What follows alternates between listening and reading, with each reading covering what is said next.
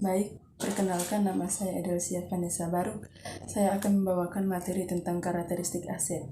Aset merupakan kekayaan berupa uang atau wujud lainnya yang dimiliki oleh sebuah perusahaan yang akan membawakan manfaat bagi perusahaan di masa yang akan datang. Menurut pernyataan standar akuntansi keuangan, aset adalah semua kekayaan yang dimiliki oleh perusahaan atau seseorang, baik berwujud ataupun tidak berwujud, yang bernilai atau berharga yang akan mendatangkan manfaat bagi perusahaan atau bagi organisasi atau orang tertentu. Dari definisi di atas dapat disimpulkan bahwa terdapat 3 karakteristik utama dari aset. Yang pertama, manfaat ekonomi masa datang yang cukup pasti. Untuk dapat disebut sebagai aset, maka suatu objek harus mengandung manfaat ekonomi di masa yang cukup pasti. Ia mengisyaratkan bahwa manfaat tersebut terukur dan dapat dikaitkan dengan kemampuan untuk mendatangkan pendapatan atau aliran kas di masa akan datang. Aset adalah sumber ekonomi karena potensi jasa atau utilitas yang melekat di dalamnya. Yang kedua adalah dikuasai atau dikendalikan oleh entitas. Untuk dapat disebut sebagai aset, suatu objek atau pos tidak harus memiliki oleh entitas, tetapi cukup dikuasai oleh entitas. Pemilik mempunyai makna yuridis atau legal. Artinya, untuk memiliki suatu objek diperlukan proses yang disebut transfer hak milik. Bila pemilik menjadi kriteria aset, maka akan banyak pos yang akan tidak termasuk sebagai aset, sehingga dapat dilaporkan dalam neraca. Dengan kata lain, pemilik sebagai kriteria akan mengakibatkan banyak pos dilaporkan di luar neraca. Oleh karena itu, konsep penguasaan atau kendali lebih penting daripada konsep pemilikan. Hal ini dilandasi oleh dasar mengungguli bentuk yuridis. Substansi atau tujuan dari pemilikan adalah penguasaan. Penguasaan di sini berarti kemampuan entitas untuk mendapatkan, memelihara, menahan, menukar, dan menggunakan manfaat ekonomi, serta mencegah akses pihak lain terhadap manfaat tersebut. Dengan demikian, kepemilikan misalnya dengan cara membeli dan secara hukum hanya merupakan suatu cara untuk mendapatkan penguasaan atau kendali. Yang ketiga, timbul akibat transaksi masa lalu. Kriteria ketiga ini sebenarnya menyempurnakan kriteria penguasaan dan sekaligus sebagai kriteria atau tes pertama pengukuran objek sebagai aset, tetapi tidak cukup untuk mengakui secara resmi dalam sistem pembukuan. Aset harus timbul akibat transaksi atau kejadian masa lalu adalah kriteria untuk memenuhi definisi, tapi bukan kriteria untuk pengakuan. Jadi, manfaat ekonomi dan penguasaan adalah hak atas manfaat saja tidak cukup untuk memasukkan suatu objek ke dalam perusahaan untuk dilaporkan dalam neraca. Kriteria pengakuan yang harus dipenuhi yaitu keteladanan, keberpautan, dan keterukuran. Perkenalkan, nama saya Sarah Wulandia Ayodi Putri dari kelompok 8. Di sini saya akan menjelaskan tentang kos aset pada saat pemerolehan. Pengertian kos yaitu jumlah rupiah yang disepakati untuk barang dan jasa yang diperoleh atau surat-surat berharga yang diterbitkan dalam transaksi keuangan antara dua pihak yang bebas. Dalam transaksi tunai, kos ditentukan berdasarkan jumlah rupiah tunai pada saat transaksi. Dalam transaksi kredit ditentukan berdasarkan jumlah rupiah tunai yang disepakati seandainya transaksi kredit tersebut dilakukan secara tunai. Kemudian tahapan perlakuan akuntansi terhadap kos. Yang pertama, pengukuran, pengakuan, dan pengklasifikasian pertama kali pada saat terjadinya. Yang kedua, pencatatan berikutnya dalam rangka mengikuti aliran proses pemecahan dan penggabungan untuk kepentingan intern. Yang ketiga, pembebanan terhadap pendapatan untuk periode berjalan atau periode yang akan datang. Selanjutnya adalah transaksi khusus atau transaksi istimewa. Yang pertama, barang atau jasa bersifat khusus atau non-standar, yaitu harga yang disepakati dalam tawar-menawar yang bebas antara dua pihak yang berdiri sendiri. Kemudian transaksi sepihak, yaitu harga yang jadi dapat diterima begitu saja sebagai pengukur kos. Kemudian transaksi non-kas, yaitu jumlah rupiah uang tunai yang akan diperoleh seandainya barang atau kekayaan itu dijual dulu secara tunai kepada umum. Kemudian saham sebagai penghargaan, jumlah rupiah yang uang tunai yang akan diterima oleh perusahaan seandainya perusahaan menerbitkan saham yang digunakan untuk penghargaan di atas. Kemudian penentuan kos dalam reorganisasi, yaitu didasarkan atas keadaan seakan-akan perusahaan baru berdiri.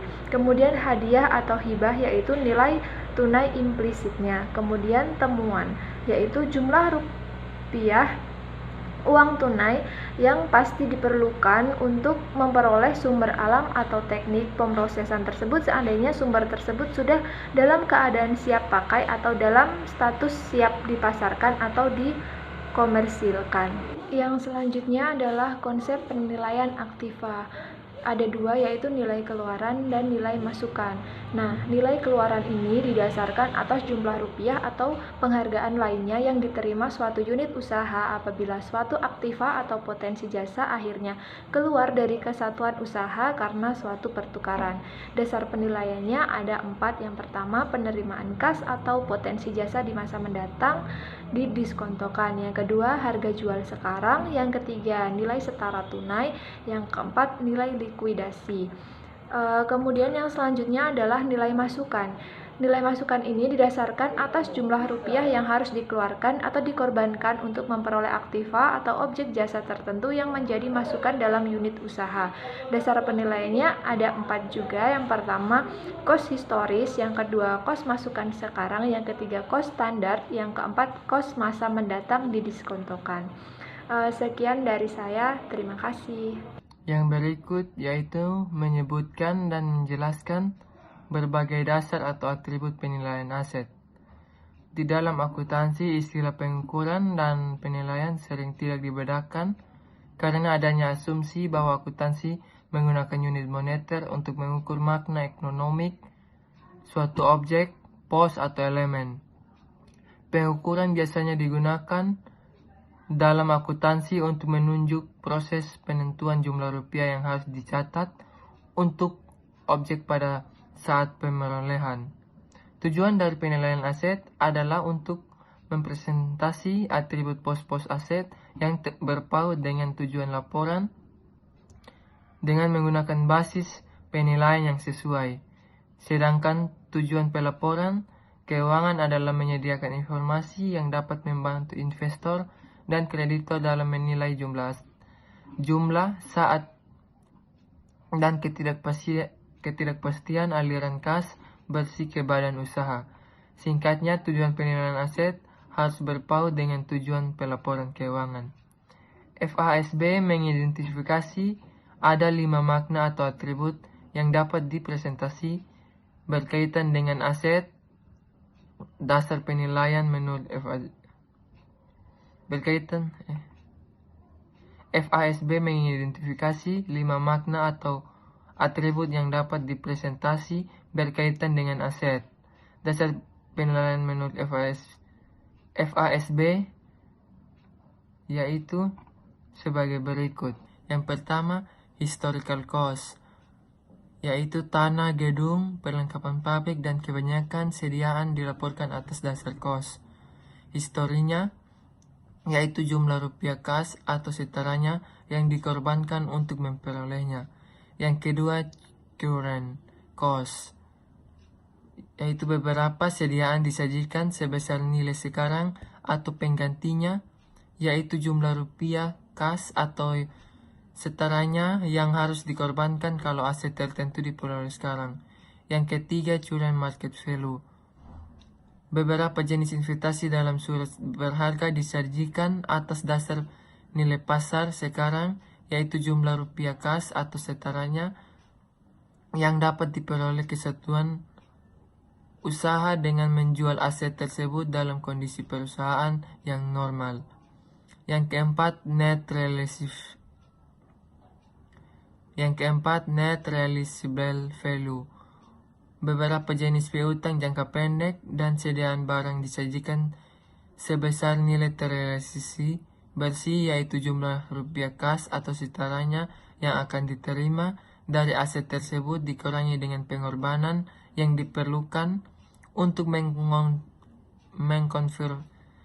mengkonversi aset tersebut menjadi kas atau setaranya. Yang kelima, present value of future cash flow.